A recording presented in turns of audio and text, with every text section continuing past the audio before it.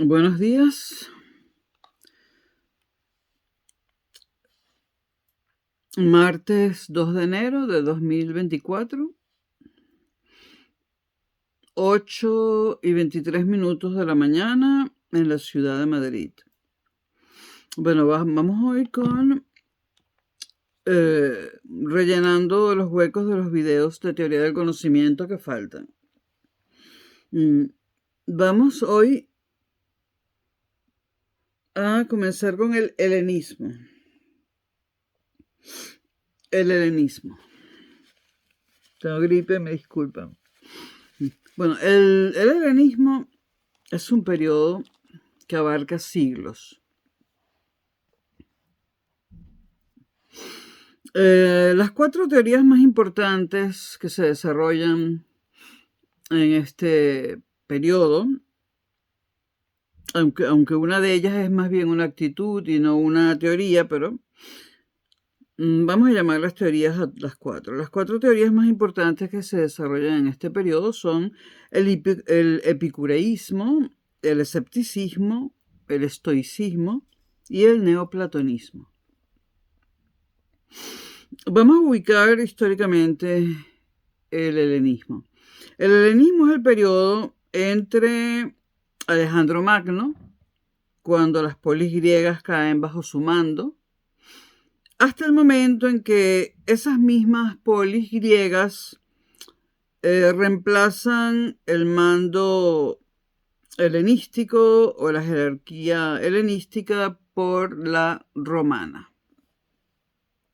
Ese es el periodo histórico en el cual se desarrollan estas teorías. En este periodo hay 2 apartados importantes en estas 4 teorías. El apartado que tiene que ver con la teoría del conocimiento y el apartado que tiene que ver con la ética. A nivel ético, hay una ética desvinculada del concepto sociopolítico previo, del concepto sociopolítico anterior. Aquel que le tocó a Aristóteles y aquel que le tocó a Platón. Ya la pertenencia a su ciudad-estado, en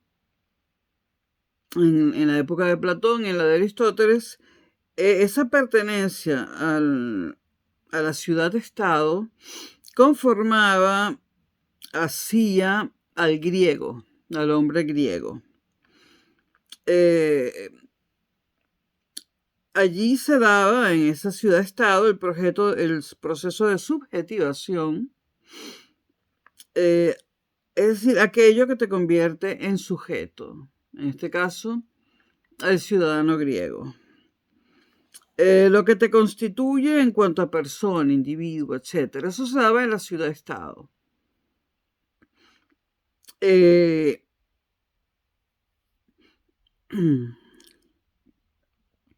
Con el paso de las polis griegas a manos de Alejandro Magno y después a los sucesores, etc., nos encontramos frente a un borrado de fronteras, no solamente físicas, sino éticas y de cómo uno se ubica en el mundo. Es decir, ya no estamos en el mundo de Platón, ya no estamos en el mundo de Aristóteles. Esta idea del borrado difuminado de fronteras es importante al estudiar a los epicúreos y a los estoicos.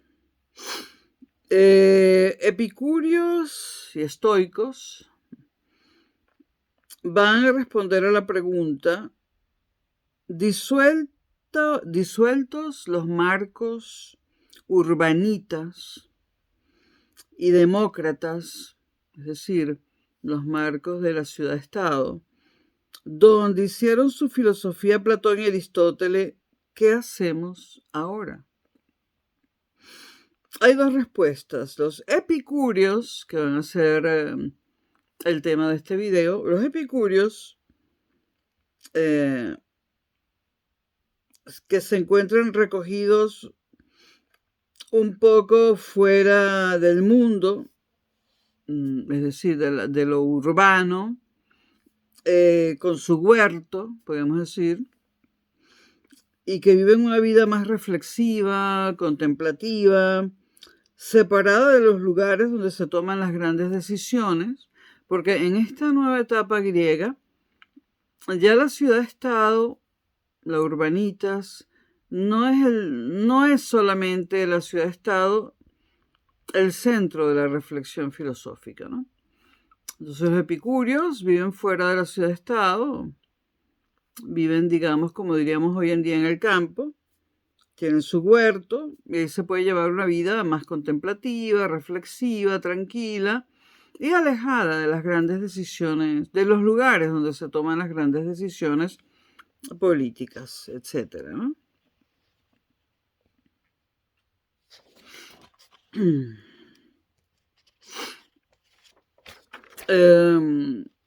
Disuelto el límite de la polis, disuelto el límite de la intervención política, el sabio, es decir, el filósofo, no tiene que distraerse ni encargarse de establecer determinados modelos de política. Por ejemplo, la república en el caso de Platón. Tampoco tiene que distraerse ni encargarse en ayudar a ciertos gobernantes en tomar determinadas medidas. En el caso de Aristóteles, que fue el preceptor de Alejandro Magno.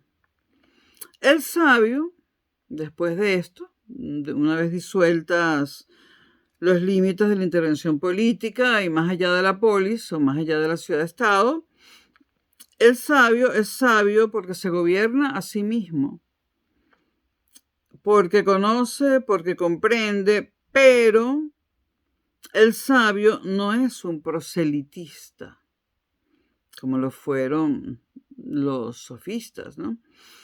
El sabio no es un político. Entonces, en el epicureísmo, la ética se ha ampliado hasta abarcar la totalidad. Ya no es una ética de la ciudad-estado, es una ética de la totalidad, no solo la polis. Y el estoicismo, por su parte, plantea una especie de proto-cosmopolitismo, la cosmopolis, donde la ética abarca la totalidad y abarca también la política. Estamos en la introducción del helenismo, estoy mencionando epicureísmo y estoicismo, pero este video va a ser la introducción y el epicureísmo. El estoicismo vendrá en otros videos. Pero los menciono en la introducción, tengo que mencionarlos.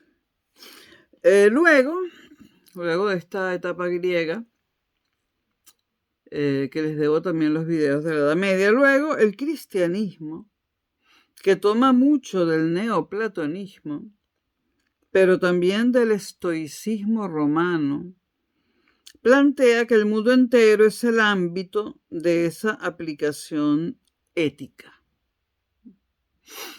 Lo plantea el cristianismo. Los detalles se verán en los videos sobre San Agustín y Santo Tomás. Bueno, o Agustín y Tomás. Tomás de Aquino, Agustín de Hipona. Bueno,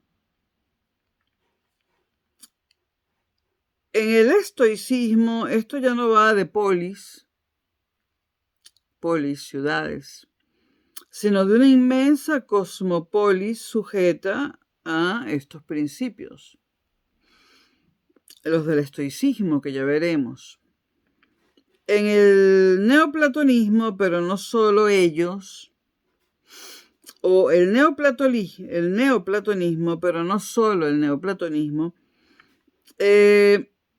brinda un cierto acercamiento a posturas religiosas y a perspectivas místicas. Porque el neoplatonismo es, en cierto modo, el acceso místico al conocimiento. Esto es una introducción acerca del helenismo y también sirve de introducción acerca del cristianismo. Mi gata. No, ahora no.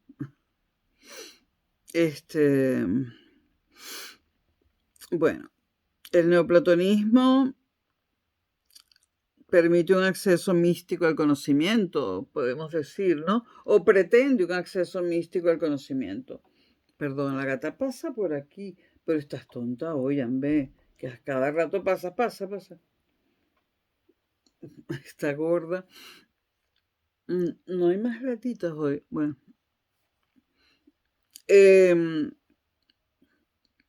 Ok, repito, perdón. El neoplatonismo pretende un acceso místico al conocimiento. Y esto se hablará cuando se haga el video sobre el neoplatonismo.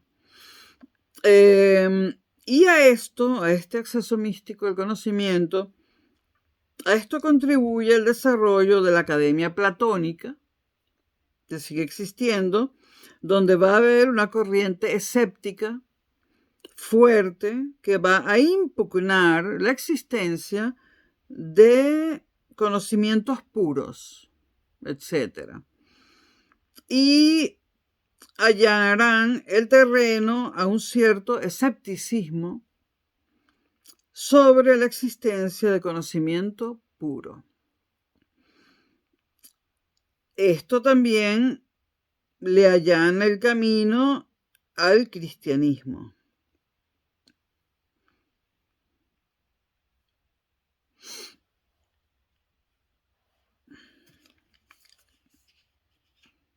¿Por qué le allana el camino al cristianismo? Bueno, por el acceso místico al conocimiento del que habla el neoplatonismo. Y no solo el neoplatonismo.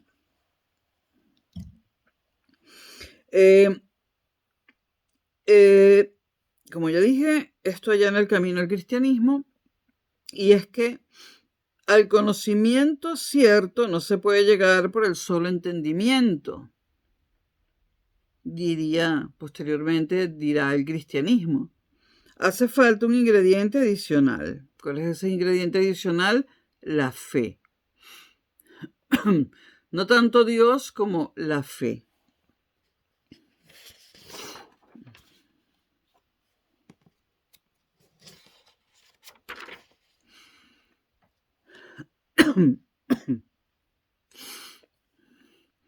En este momento del neoplatonismo hay un decurso filosófico a estas posiciones religiosas, a este acercamiento a lo divino, etc. Y la pregunta será, ¿qué hacer? Y con permiso de Kant, podemos preguntar en esta época, ¿qué puedo saber? Entonces, en primer lugar, bueno, vamos a ver el epicureísmo, después de esta breve introducción al helenismo. El epicureísmo se centra en la figura de Epicuro, pero no es solamente él, son un grupo, ¿no? Epicuro, bueno, en primer lugar está la idea en el epicureísmo del huerto, jardín, recinto amurallado, villa, como lo quieran llamar. En segundo lugar, a Epicuro se le conoce por la ética, sobre todo. Y en tercer lugar, a Epicuro se le conoce por ser ateo, quizás el primer ateo. Ya veremos en qué significa ser ateo en este movimiento, en este movimiento filosófico, y qué significa ser ateo en la filosofía.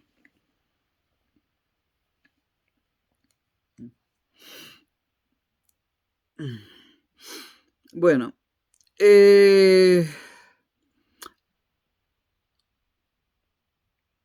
Epicuro impugna la existencia de una divinidad todopoderosa, omnipotente y bondadosa.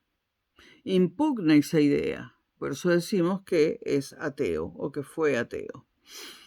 Pero lo más importante en Epicuro es la ética. Pero esto es teoría del conocimiento. Pero resulta ser que Epicuro llega a la ética primero elaborando una teoría del conocimiento, es decir, la física epicúrea. Entonces, Epicuro no descubre nada nuevo. Pero a las cosas viejas se le pueden dar vueltas, otras vueltas nuevas, ¿no?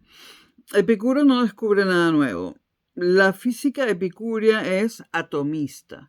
Atomista de los presocráticos, Demócrito y todos ellos. Vamos a recordar lo que, aunque en este canal hay videos sobre los presocráticos y están los atomistas, vamos a recordar qué eran los atomistas. Y recordar a Parménides, que está hasta en la sopa. Las características que Parménides, que es quizás el más importante de los presocráticos, porque es el paradigma es el primero que se pregunta por el ser. Pero bueno, las características que Parménides atribuye al ser, que es autocontenido, que no cambia, que es eterno, que es una única unidad, etc.,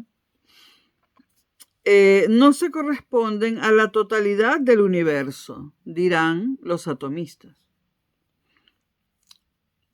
acerca de Parménides. Los atomistas dicen que todo eso que Parménides atribuye al ser solo lo puede representar una partícula indivisible. Una unidad indivisible, autocontenida, no hecha de otras partes o componentes, que conformaría esta unidad, esta partícula indivisible, la totalidad de las cosas que nosotros percibimos, experimentamos, sentimos, etc. Los atomistas se preguntan, ¿hay algo más que los átomos? Y dicen, hay átomos y hay vacío. Si solamente hubiese átomos, no podría haber movimiento, cambio, no podría haber ningún tipo de transformación. Todo sería una saturación plena de átomos, o sea que yo estaría todo sólido y no podría haber movimiento. Por lo tanto, habría una eternidad estática de átomos. Eso es lo que habría, sin cambios, desde el infinito, desde el menos infinito hasta el infinito, ¿no? Una eternidad estática de átomos saturados, incapaces de moverse. Pero dicen los atomistas, esto no es lo que hay. Por lo tanto, hay átomos y hay vacío. Hay átomos y hay vacío, y todo lo que existe será fruto del entremezclarse, combinarse, etcétera, etcétera, de esos átomos unos con otros. El atomismo, por lo tanto, acaba llevando al materialismo, un concepto muy importante en filosofía. Un materialismo que solamente concibe la inmanencia. Entre paréntesis, Aristóteles no es un materialista estricto. Un materialista estricto diría que todo lo que captamos, todo lo que hay es materia. Ahora, ¿qué diría un atomista epicúreo? Pues este video es sobre los epicúreos o el epicureísmo. Un atomista epicúreo diría o preguntaría, ¿qué hay de las cosas imperceptibles? ¿Por qué? Los atomistas solo hablaban de aquello que podíamos percibir. El epicurio diría, ¿y qué hay de las cosas imperceptibles? Porque hay luz y hay oscuridad.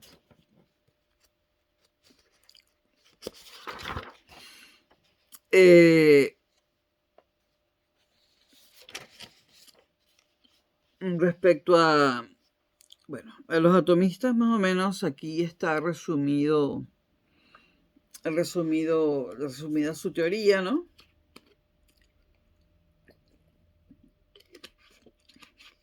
Pero de todos modos, en este canal, al principio, hay videos sobre los atomistas y hay un video sobre Parménides para el que quiera refrescar ese conocimiento, ¿no? Aquí tuvimos que hablar de Parménides y de los atomistas para poder entrar en materia con el epicureísmo o los epicúreos. Porque la física epicúrea es atomista, ¿no? Y quiero resaltar lo de Parménides, ¿no? Porque Parménides siempre termina apareciendo, hasta en la actualidad. Parménides atribuye al ser que es autocontenido, que no cambia, que es eterno y que es una única unidad, etcétera, ¿no? Los atomistas dicen que todo eso que Parménides atribuye al ser solo lo puede representar una partícula indivisible, ¿no? Y ya explicamos lo que es el atomismo, ¿no? Entonces, luego de explicar esto, vamos con los atomistas epicúreos, de eso trata el video. ¿Qué hay de las cosas imperceptibles? Se preguntarían ellos. ¿Por qué hay luz y por qué hay oscuridad? Los atomistas epicúreos dicen que todos los cuerpos emanan átomos. Todos los cuerpos emanan átomos. La idea del átomo la sacan de los atomistas, de Demócrito y compañía, ¿no? Y dicen que todos los cuerpos emanan átomos y llaman a estas emanaciones eidola, con la palabra griega eidola. Estos átomos viajarían por este espacio vacío que hay hasta encontrarse con nuestros órganos receptores, transmitiéndose, por lo tanto, la imagen de lo que estamos viendo, dicen los epicúreos. La luz lo que hace es impactar sobre los objetos y enviar esos eidola hacia nosotros. Y esa imagen llegaría a nuestros órganos sensoriales y podríamos captarla. Hasta las cosas inmateriales, dicen los epicúreos atomistas o los atomistas epicúreos, están conducidas por esta materialidad.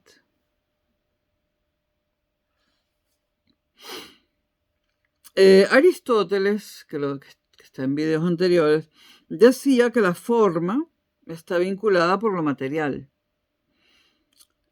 La propia forma es en sí misma un proceso material, dirían los atomistas epicúreos. Repito, para Aristóteles la forma está vinculada por lo material.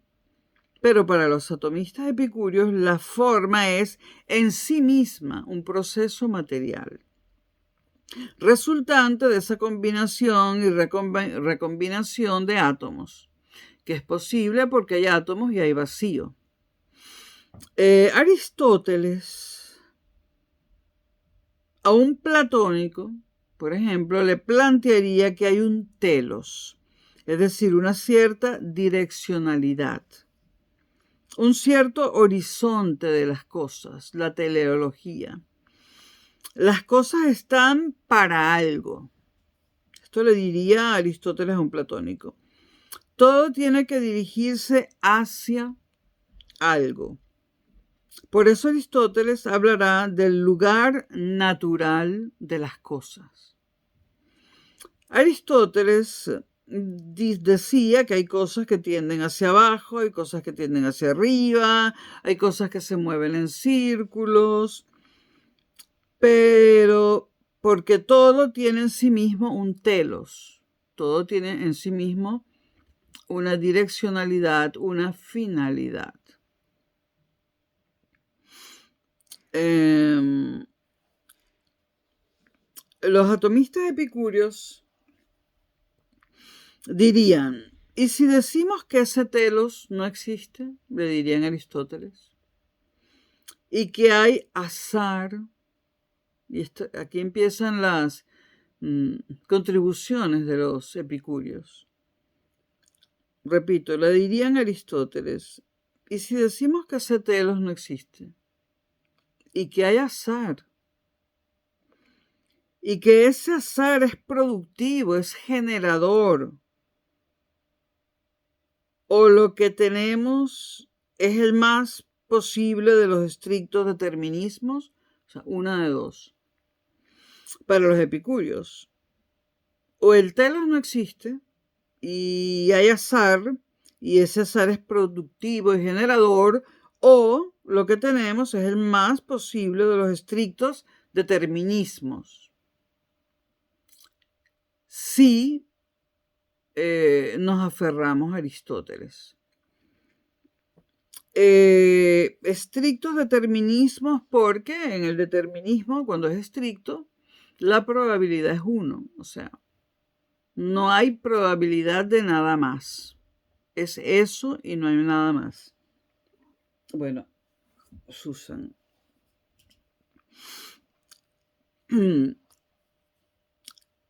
Si todo tiene un lugar natural, como piensa Aristóteles, y actúa en base a determinados patrones, solo te queda el determinismo más absoluto. No hay campo para la probabilidad, para el movimiento, para nada. Todo ocurre, según si seguimos a Aristóteles, todo ocurre porque todo tiene que ocurrir de la manera en la que ocurre. A menos que tú concibas la posibilidad de que haya lo sorpresivo, de que haya azar, contingencia. La contingencia es importantísima en filosofía y en la vida. La vida es pura contingencia, una sucesión de contingencias por más que la planifiquemos. Por eso, repito, si seguimos a Aristóteles, todo ocurre porque todo tiene que ocurrir de la manera en la que ocurre. A menos que se conciba la posibilidad de que haya lo sorpresivo, de que haya azar, de que haya contingencia. Por eso los atomistas epicúreos plantearán que los átomos tienen un movimiento natural. Dirán que caen y que de vez en cuando tienen algún tipo de movimientos azarosos que los hacen combinarse y recombinarse de distintas maneras.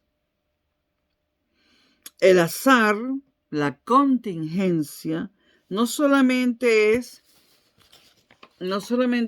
que algo perteneciente al ámbito de lo físico, que es cambiante, que no obedece a patrones, etcétera, ocurra. Momento, la gata. Bueno.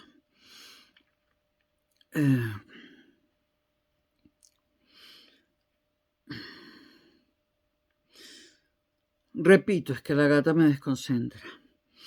Menos mal que estos no son videos profesionales. Bueno, el azar, la contingencia. La contingencia es algo que me emociona porque mi vida ha estado llena de contingencias, ¿no? Demasiadas para mi gusto. Pero bueno, ha sido así. Ya me voy a poner autobiográfica. El azar, la contingencia, no solamente es que algo perteneciente al ámbito de la física cambie y no obedezca patrones todo el tiempo. Pero lo que los epicúreos dicen es que el azar, lo sorpresivo y la contingencia también ocurren en el firmamento o con el firmamento. Y en este momento, bueno, Platón y Aristóteles se remueven, se revuelcan y protestan, ¿no? Porque ellos consideraban el universo, cada uno a su manera, como algo dado de cierta forma y que no cambiaría. Sin embargo, los epicúreos introducen el azar, la contingencia, también en el firmamento.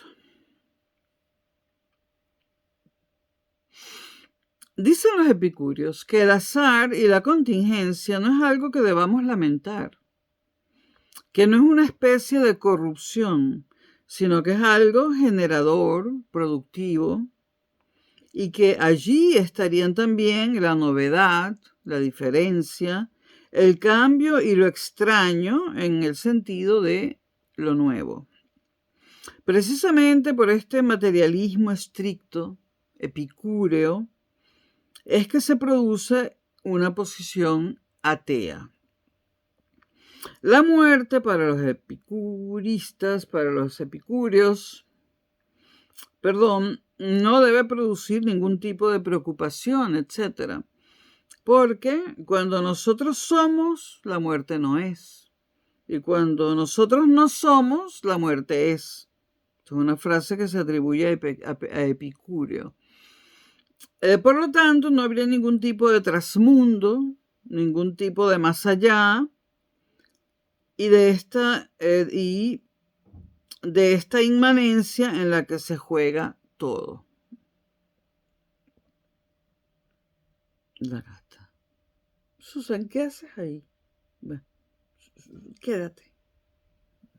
Bueno, esta física epicúrea, si es que han entendido algo debido a las interrupciones de la gata, esta física epicúrea, que es el atomismo, solo que le han introducido el azar, la contingencia, lo sorpresivo. Bueno, esta física epicúrea tiene repercusiones éticas. Epicuro se mostrará muy severo con la idea de un trasmundo, un tipo de economía transustancial, porque provocaría más sufrimiento que las cosas buenas que proporciona. Por lo tanto, Epicurio se molesta mucho con la idea de un trasmundo, o de que alguien piense que hay un trasmundo, ¿no? Repito, se muestra severo con esa idea, con la idea de un trasmundo, de un tipo de economía transustancial, porque provocaría más sufrimiento que las cosas buenas que proporciona.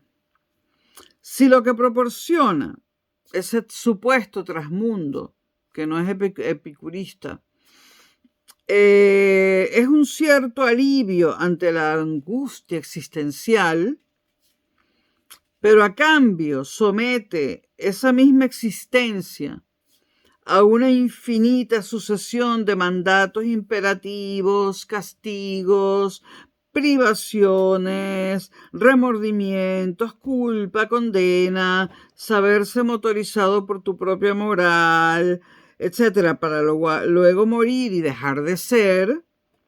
Lo que dice Epicuro es que para este viaje no hacían falta estas alforjas. Pasar la vida poniéndose esas limitaciones como si ya no hubiese suficientes en pos de esa recompensa transmundana, lo dice Epicuro desde una posición absolutamente materialista. Porque los filósofos que sostienen que hay un trasmundo, un más allá, llámenlo como quieran, siempre colocan condiciones para que ese trasmundo, ese más allá, no sea agradable, ¿no? Y esas condiciones hay que cumplirlas en este mundo, ¿no? Ni que hablar del cristianismo, ¿no? Todas las condiciones que nos somete a sus creyentes, igual hacen lo que les da la gana y sí, bueno. No opiniones personales, pero Lo que dice Epicuro es, él rechaza la idea de trasmundo, pero que si hay un trasmundo, y para colmo, en este mundo, es decir, en esta vida que es corta, tenemos que cumplir un montón de condiciones para luego ir a vivir a ese trasmundo, ir a vivir de la manera en la que se conciba el verbo vivir en ese trasmundo, ¿no? O sea, para que ese trasmundo sea, que va a ser infinito además en el tiempo, para eterno, para que ese trasmundo sea agradable, tenemos que en esta vida, bueno, cumplir un montón de condiciones que hacen que esta vida se nos haga más penosa de lo que ya naturalmente pueda ser. Porque de forma natural, pues la vida ya tiene suficientes problemas, hay accidentes, hay catástrofes naturales, hay enfermedades, ¿no? Y si a esto le agregamos lo que acabo de enumerar, si a esto le agregamos los mandatos imperativos, los castigos, las privaciones, los remordimientos, la culpa, la condena, el motorizar la propia moral, el motorizar todo bajo la propia moral de uno, y si esto es para luego morir y dejar de ser y no hay trasmundo, pues señores, imagínense, ¿no? O sea, si todo es para nada, si nos machacamos en esta vida tan corta y luego no hay una recompensa y nos hemos machacado, pues la frase para este viaje no hacían falta estas alforjas cabe muy bien. Por eso se molesta Epicuro con la idea del trasmundo.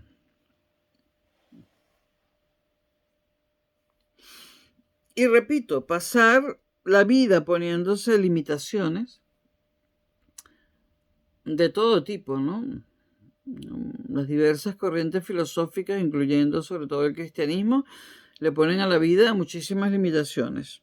O sea, pasar la vida poniéndose limitaciones, como si ya no hubiese suficientes, en pos de esa supuesta recompensa transmundana, es terrible, ¿no? Y esto es dicho en este caso, Epicuro se sitúa en una posición absolutamente materialista, ¿no? Bueno, ¿qué es lo que tenemos de los epicúreos? El atomismo materialista, ¿no? Número 2, la ausencia de un telos, de un horizonte, de una direccionalidad. En tercer lugar, no hay poderes divinos rectores. Solo están los átomos cayendo, chocando azarosamente unos con otros y produciendo una serie de cosas. 4. Se niega el determinismo y la necesidad. Con esto se está negando buena parte de Aristóteles, ¿no? En quinto lugar, hay azar y ese azar no está asociado de una manera peyorativa a la mutabilidad, la muerte y todas esas cosas ominosas, sino que este es un azar productivo y generador. Como la tercera vez que lo digo. A partir de este materialismo atomista, epicúreo, ¿qué teoría del conocimiento se puede construir? Una teoría del conocimiento sensualista, en el sentido de que se apoya en lo que nosotros percibimos a través de los sentidos, por eso es sensualista, lo que captamos por los sentidos. ¿Cuál sería la pauta que separaría lo verdadero de lo falso? Pues la ausencia o presencia de sensación, es decir, la evidencia material, y esto quizás Esto es uno de los grandes aportes del epicureísmo. La evidencia material, algo que ha pasado en el mundo del derecho mucho después, ¿no? La evidencia material es la que nos dice si algo es verdadero o falso. Si hay evidencia de que existe, evidencia material, es verdadero. Bueno, el epicureísmo no nos lleva a altas cotas metafísicas. Una metafísica atomista de este nivel tiene las patas bastante cortas, en el sentido de que sus explicaciones terminan pronto. ¿Qué pasa entonces con lo conceptual, con lo lingüístico? Bueno, en el campo de lo lingüístico, pues se transmiten átomos organizados de alguna manera que lo hacen para transmitir algún mensaje.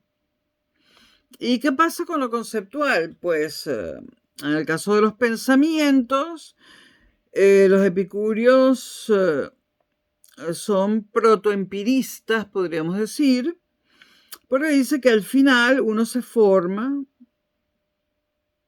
y desarrolla una serie de conceptos a partir de la experiencia. Por eso digo que son protoempiristas. Los empiristas no se preguntan sobre la abstracción, etc. Por lo tanto, los epicúreos tampoco. El criterio de verdad no puede ser estrictamente el puro ejercicio de la razón, sino que tiene que tener algún tipo de evidencia basada en lo material, basada en lo sensual, en el sentido de lo que captamos en el sentido, valga la redundancia, de lo que captamos con los sentidos. Y esto es muy importante en el epicureísmo. Repito, el criterio de verdad, porque esto tiene que ver con la teoría del conocimiento, no puede ser estrictamente el puro ejercicio de la razón para los epicúreos, epicureístas. Bueno, repito, el criterio de la verdad no puede ser el estricto ejercicio de la razón, sino que tiene que tener algún tipo de evidencia basada en lo material, basada en lo sensual, en el sentido que es aquello que captamos con los sentidos. Aquí está dos ideas importantes. No a la razón pura, tiene que haber evidencia material y esta la proporcionan los sentidos. Incluso podemos decir aquí que hay que puede haber que en cierta forma pueden ser precursores de Kant, aunque es un arriesgado decir eso, ¿no? Ahora, ¿por qué la ética epicúrea se plantea en los términos que se plantea? Porque surge de una física tal como la que hemos expuesto, la física atomista. Epicuro no empieza por la ética. Primero, empieza por la teoría del conocimiento, por la física. ¿Cómo está constituida y organizada o de qué está hecha la realidad? Y a partir de allí, cuando se decide por el atomismo, agregando algunas cosas, puede plantear un modelo ético adecuado en consonancia con su teoría del conocimiento. Y esto lo podríamos resumir así. Si no hay trasmundo, que para Epicuro no lo hay, si no hay más allá, si no hay ningún tipo de recompensa trascendente, ni ningún tipo de economía, en el sentido de que se introduce algo y se obtiene otra cosa, lo único que nos queda es el periodo de la vida, con un comienzo que no recordamos y un final del que no nos damos cuenta plenamente, a partir del cual ya no queda nada.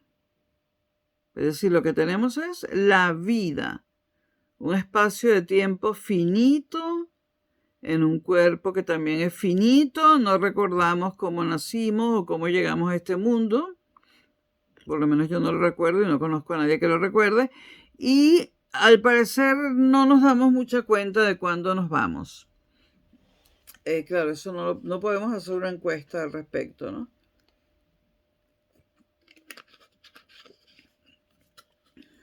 Entonces, fuera de esta vida no hay nada.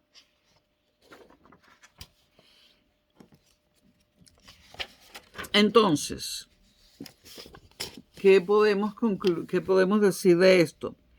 Bueno, siguen los epicúreos diciendo, los epicúreos dicen, nosotros nos pasamos la vida emitiendo eidolas.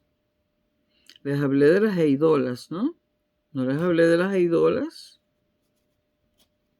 No puede ser. Bueno, las eidolas para los epicúreos atomistas son cosas que emiten los átomos. Entonces, nosotros nos pasamos la vida emitiendo eidolas. Esto quita energía, hay un proceso de combustión, etc. Por eso necesitamos comer, para reponer esas eidolas, para continuar desarrollándonos. Sin embargo, a medida que vamos envejeciendo, la cantidad de eidolas que hemos transmitido a lo largo de nuestra vida irremediablemente termina llevando al organismo a crecientes problemas, crecientes fallos. Un proceso de degeneración irremediable. Por lo tanto, y aquí viene lo interesante, el único criterio fuerte al que nosotros podemos avenirnos es al de aquello que conviene al cuerpo. No sé por qué recuerdo a Nietzsche. Aquello que conviene al cuerpo. Porque aquí la vida es encarnada, es decir, la vida se hace carne.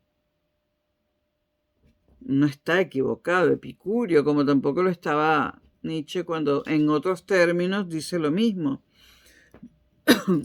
O como diría Rubén Darío, el amor es muy puro al comienzo, pero al final carne. La vida es encarnada. Según todo este razonamiento, si podemos llamarlo así, de los epicúreos. Entonces hay que hacer aquello que conviene al cuerpo. La vida es encarnada, el comienzo y el final de esta carne que eres tú.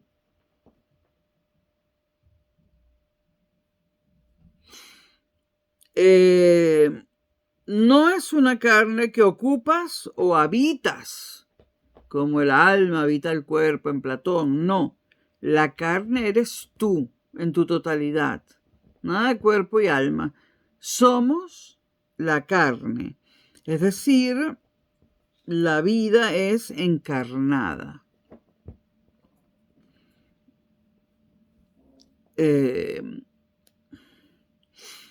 Al final, entonces, la vida es hacer lo que favorece esa carne, lo que agrada a esa carne, y rechazar aquello que daña o la lesiona. Es una premisa de carácter hedonista.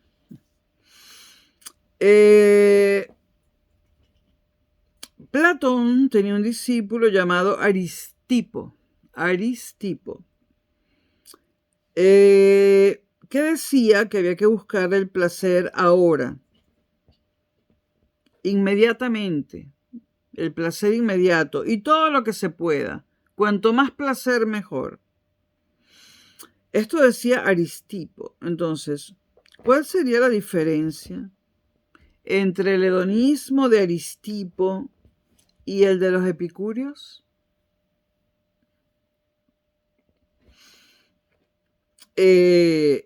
Ahora vamos a hablar de eso, de la diferencia entre el hedonismo de Aristipo y el de los epicúreos. Primero, quiero señalar que los sucesores o discípulos de Aristipo lo cuestionan terriblemente y cuestionan el objetivo último de la vida, según Aristipo, que es el placer. Y es que lo de Aristipo era hedonismo puro, ¿no? Que si no le haces daño a nadie, no sé qué mal puede haber, ¿no? Pero bueno.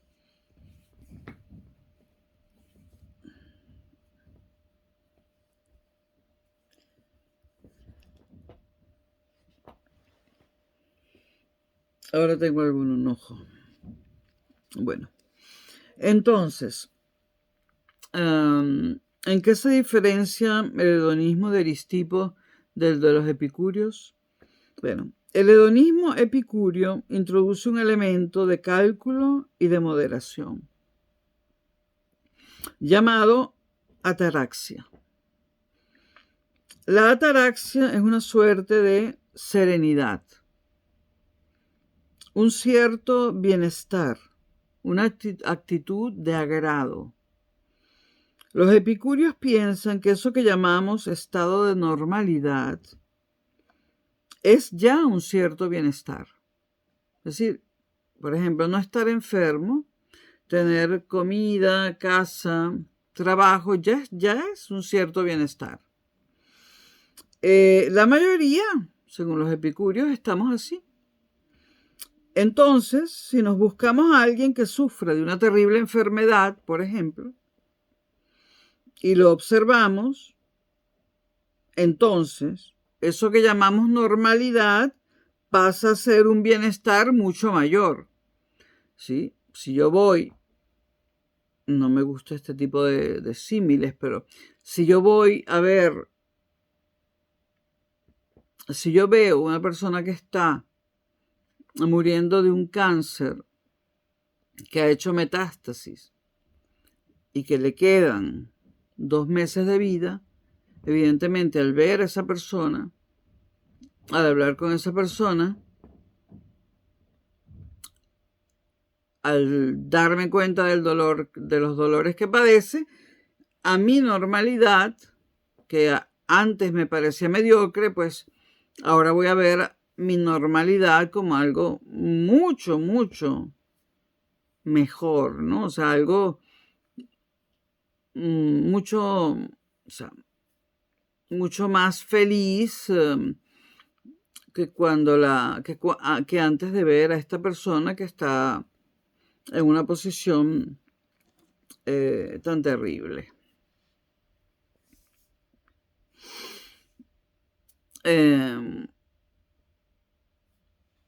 Da la impresión de que los epicúreos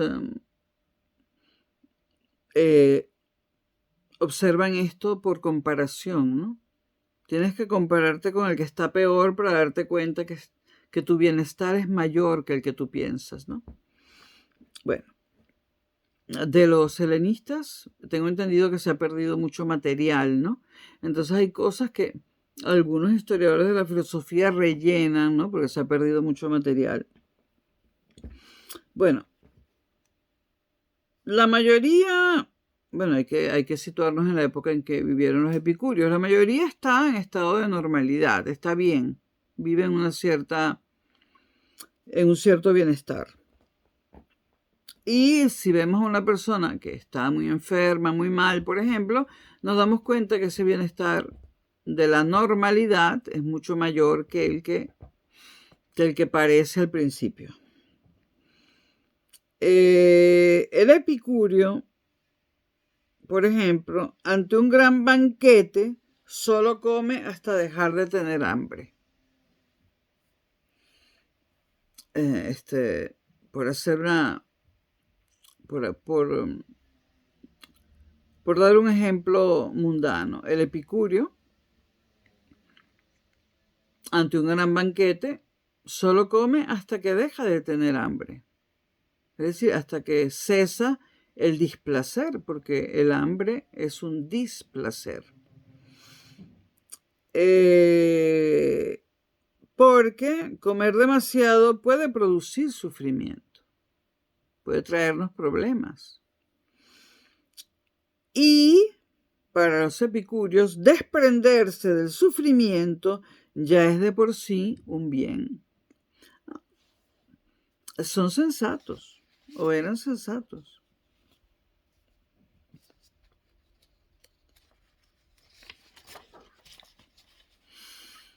Eh, la ataraxia, por lo tanto, se relaciona con la serenidad, podríamos decir. La ataraxia no es una euforia, tampoco es una ausencia de padeceres. Es una ausencia de lo que en psicología se llama emociones mal reguladas. Comer en exceso, ser demasiado promiscuo, ¿no? El objetivo de los epicúreos es la ataraxia, es la serenidad. Luego, bueno, viene una parte de la física de Epicuria que es un poco primitiva, un poco rara, ¿no?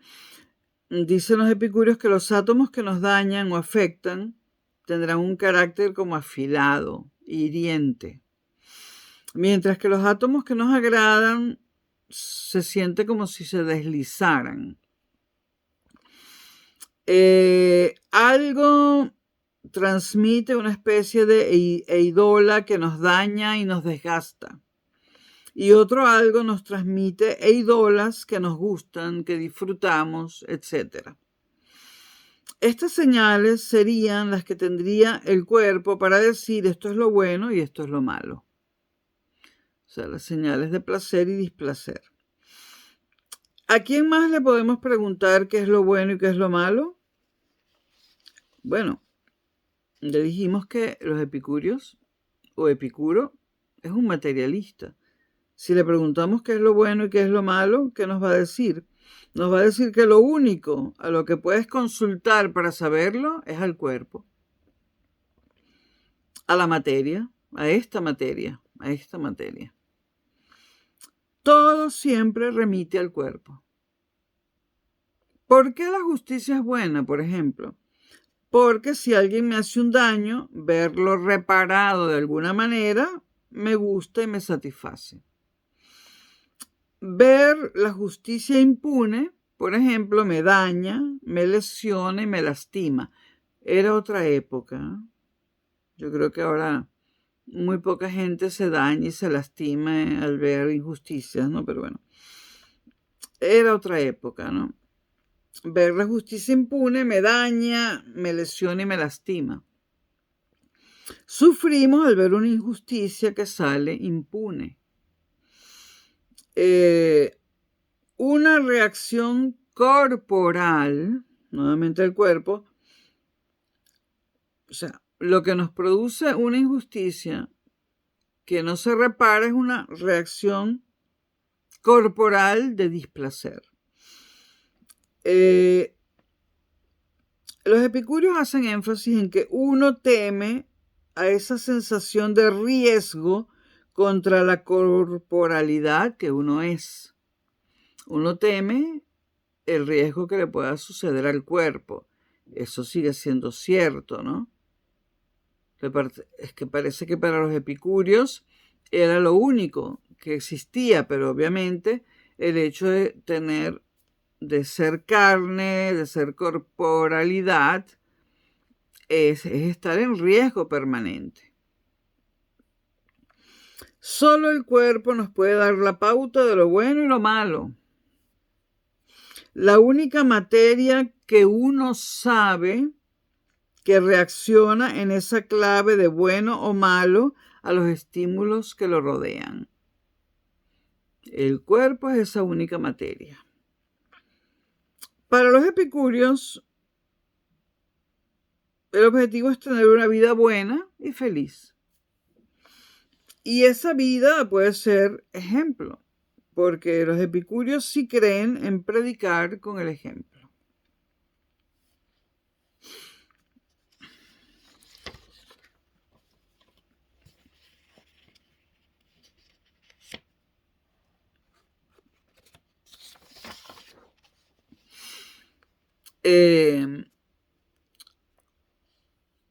La contención de la ibris, y seguimos con los epicúreos, es decir, contener ese impulso humano a la desmesura.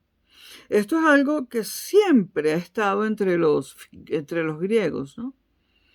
En la filosofía griega siempre está presente esa contención de la ibris, es decir, esa contención de ese impulso humano a la desmesura.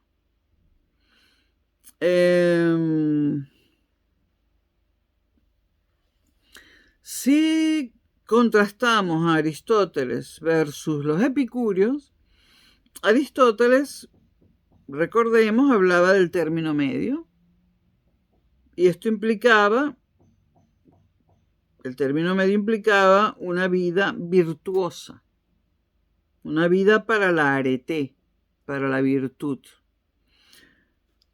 En el caso de los epicúreos, ellos no buscan el término medio ni la virtud, ellos buscan la búsqueda de un estado de serenidad, un estado de calma, de ausencia de dolor, de ausencia de sufrimiento.